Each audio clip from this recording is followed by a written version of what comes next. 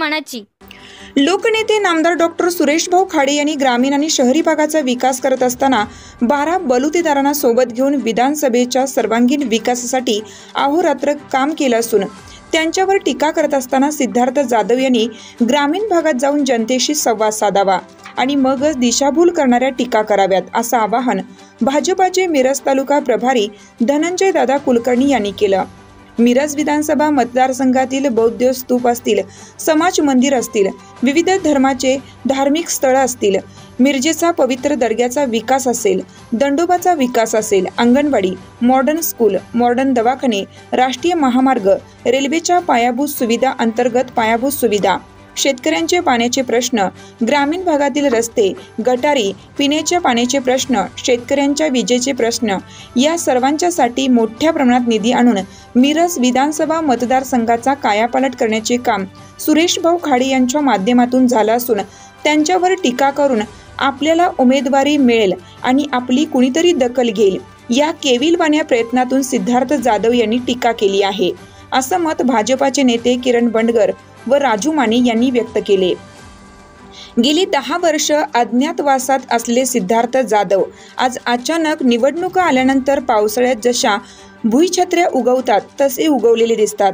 अशा पद्धतीनं टाकळीचे नेते ऑगस्ट कोरी यांनी समाचार घेतला तर सिद्धार्थ जाधव यांच्या पंचनामा यात्रेला ग्रामीण भागातील जनता विकास आभार यात्रेने उत्तर देईल असे आवाहन ढवळीचे सरपंच आकाश गौराजे यांनी केलं।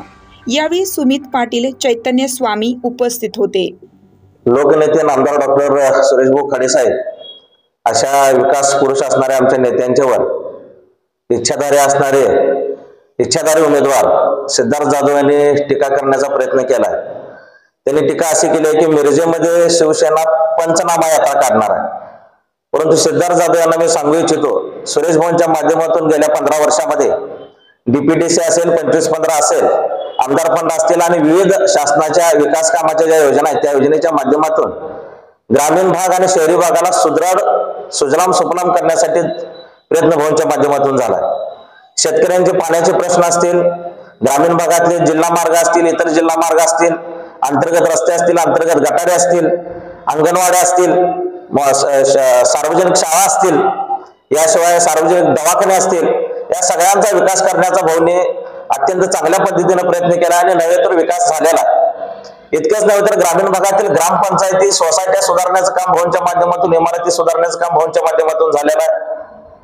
दंडोबासारखं तीर्थक्षेत्र असेल, मिरजेचा परमपवित्र असं दर्ग्याचा विकास असेल, ग्रामीण भागातील विविध तीर्थक्षेत्र असतील, बौद्ध विहार असतील, या सगळ्यांच्या सर्व समाजाला बरोबर घेऊन 12 बलुतेदारांना सोबत घेऊन विकास करणारा हा विकास पुरुष आहे।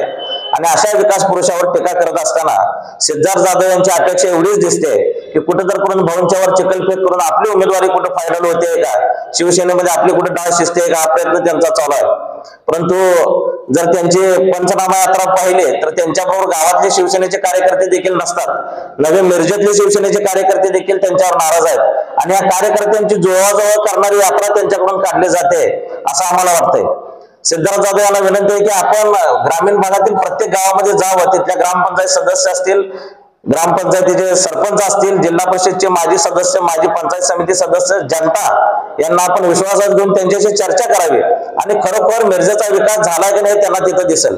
टक्केवारीची भाषा आपण करू नये, टक्केवारीच्या या धंद्यातूनच आपण उमेदवारी मागताय आणि आपण ह्याच्या आधी देखील सुरेश भाऊंच्या विरोधात लढण्याचा प्रयत्न केला होता, परंतु आपले डिपॉझिट जप्त झालं होतं। परत एकदा आपले डिपॉझिट जप्त व्हायचे असेल तर आपण जरूर लढावं, आमच्या तुम्हाला शुभेच्छा आहेत। परंतु विकास पुरुषावर टीका करत असताना ग्रामीण भागामध्ये जाऊन जर आपण अशा पद्धतीचे गरव ओकण्याचा प्रयत्न करत असाल तर ग्रामीण भागातील भारतीय जनता पार्टीचा कार्यकर्ता आपल्याला सक्षमपणे उत्तर दिल्याशिवाय राहणार नाही। त्यामुळे आपण जपून बोलावं, सुरेश भाऊंच्या बरोबर बोलताना त्यांच्या कामाचा आढावा घेऊन बोलावं आणि आपण गेल्या 5 वर्षात काय केलं, वेगवेगळ्या संकट शेतकऱ्यांच्यावर आली, पाण्याचे प्रश्न आले, कोरोना सारखी महामारी आली, त्यावेळेला आपण कुठं गायब होतात ते आपण जरा जनतेला दाखवून घ्यावं। आज तुम्ही रोपं वाटत गावोगावमध्ये फिरताय, परंतु अडचणीच्या वेळेला कुठेही नव्हता आणि आज पावसाळ्यात जशा भुईछत्र्या उगवतात तसे आपण उगवताय आणि जनतेला दिशाभूल करण्याचं काम करतायत। ह्या दिशाभूल करण्याच्या तुमच्या नेरेटिव्हला जनता बळी पडणार नाही आणि आपले हे षडयंत्र सक्सेस होणार नाही,